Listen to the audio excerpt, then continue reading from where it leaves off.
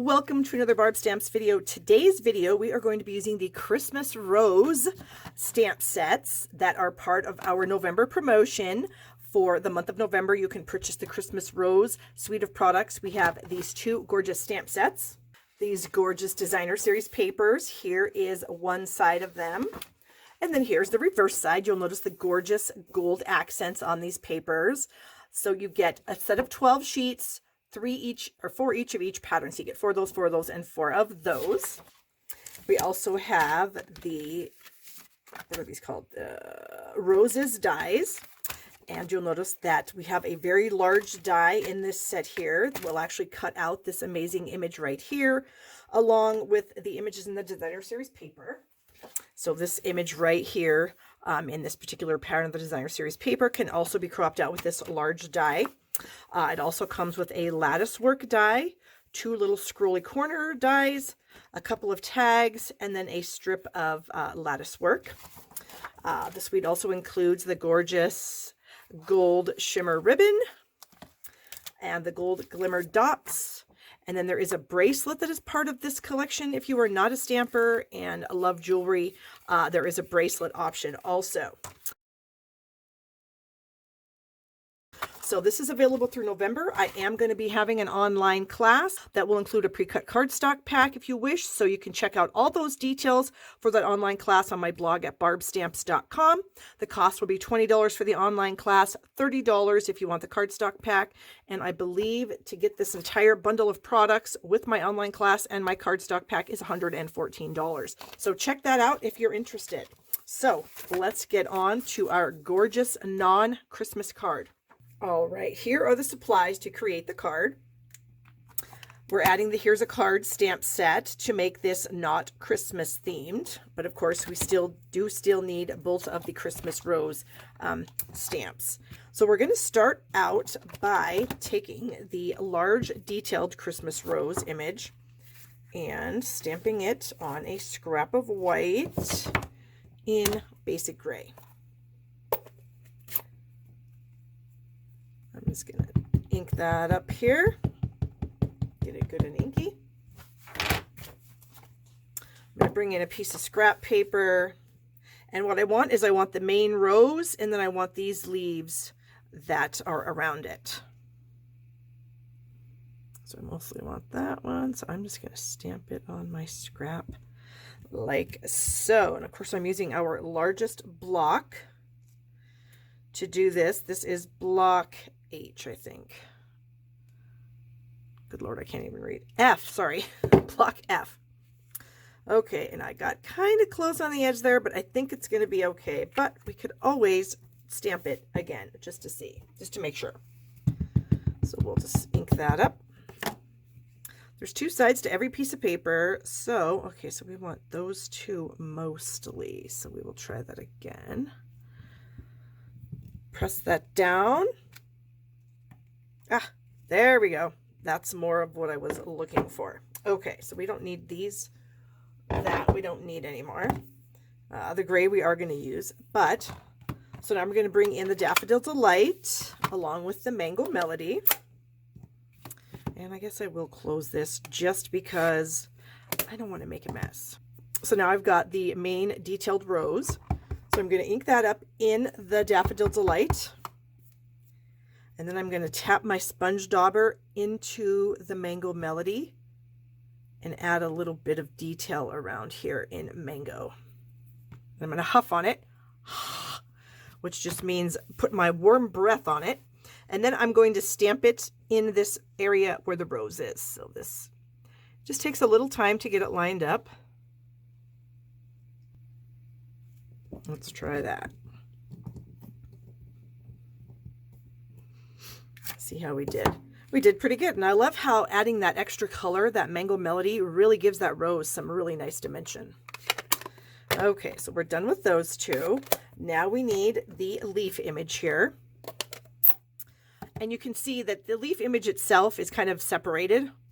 So we're just going to ink up this side full on in the Granny Apple Green, but I am going to stamp it off one time. And then I'm going to come back in with my sponge dauber and then just kind of darken up the center of the leaves here. We're going to huff on it. then we're going to stamp it over the 2 leaves right here. And again, you just need to line these up, so it could take just a few seconds to, and I like to just hover over it, really trying to make sure that my leaves are all covered. And there is no guarantee, but if you're just careful and take your time, normally you can get it to work pretty good. So you can see how I adding that dark detail to the center of those leaves really make those pop also. All right, so the next thing we're going to do is I'm going to bring in my Flirty Flamingo Stampin' Write marker. You could use a Stampin' Blend, whatever you have. And I am just going to add a little bit of color to all these little berries that are on here. And I'm going to get these 3 up here too, because we're going to take those with us. Okay. And so now what we're going to do is we're going to fussy cut this out. So I'm going to go ahead and speed up the camera while I'm doing this, but I'll kind of give you a tip as to how I fussy cut. I move my left hand around. The scissors in my right hand, all they really do is open and close. I do not move my right hand around. I just open them, and then my left hand guides them where they need to go. So they're just opening and closing, and then my left hand is doing all of the work as far as guiding the blades around what I'm trying to cut out. So we'll speed this up a little bit.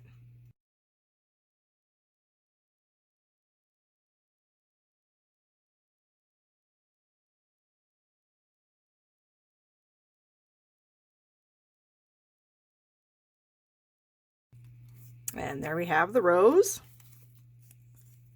And then here are our leaf images. And the rest of it is scrap. So let me clean this up. We're done with these stamps. So now we can basically do our assembly. So I have a 2 3/4 by 4 inch piece of Flirty Flamingo. My layer of white is just slightly smaller at 3 7/8 by 2 5/8. And then I have an 8 1/2 by 5 1/2 piece of Flirty Flamingo for my card base, and a 4 by 5 1/4 inch piece of white for a matting layer.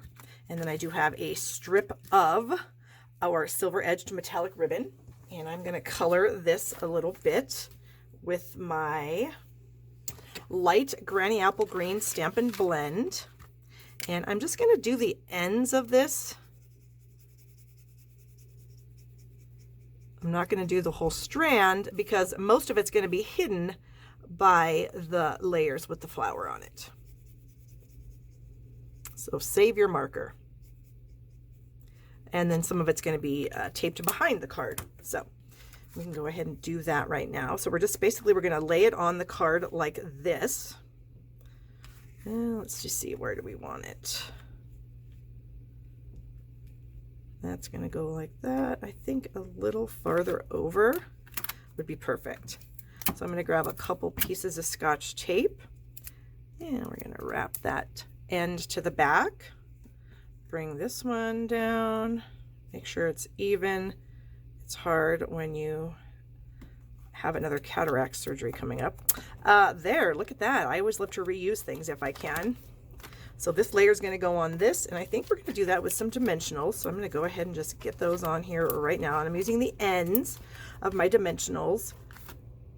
A lot of times people will throw those away. Gosh, do not do that. They are amazing to use, every little bit of them. So yeah, do not throw your edges away.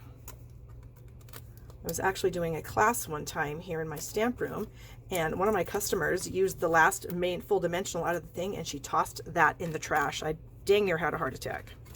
Okay, so this is going to go on the front. Try to get that lined up so it's even also. Boy, I tell you, these eyeballs of mine need some work. Okay, there we go. So we've got that done.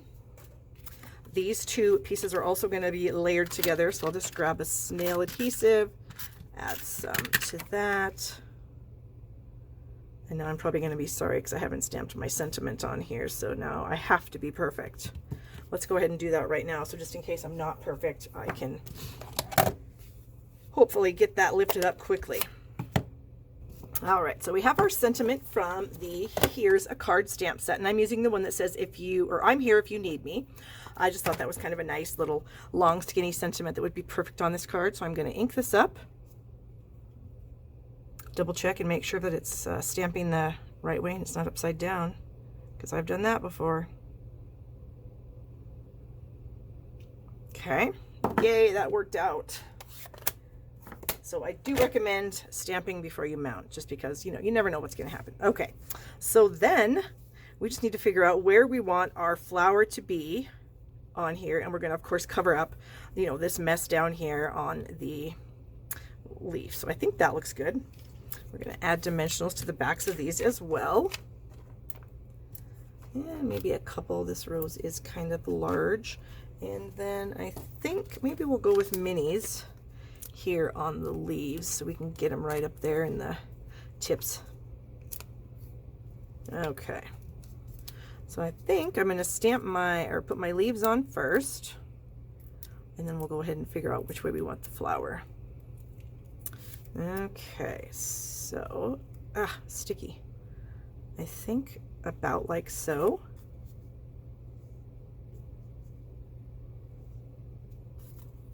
How do I want that?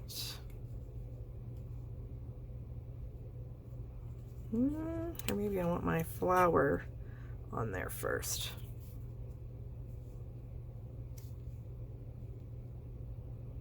I think that should work. So we'll peel off the backings here. And we're just going to cover up that pine cone, because this is not a Christmas card. Okay. And then I'm going to bring in some liquid glue to attach this.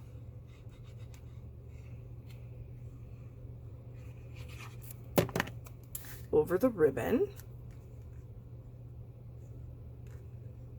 So I think like that.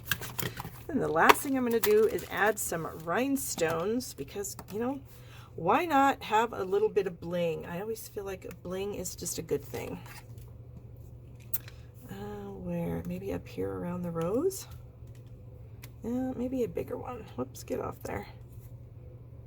Take your pick tool works so good. I can't get the rhinestone off.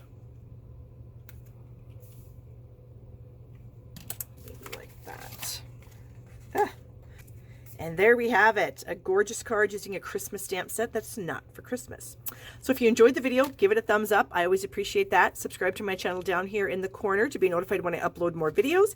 And I hope you guys choose to shop with me. If you need any Stampin' Up! Supplies, shoppingwithbarb.com. I always offer free gifts with purchase. And with that said, I hope you have a wonderful day.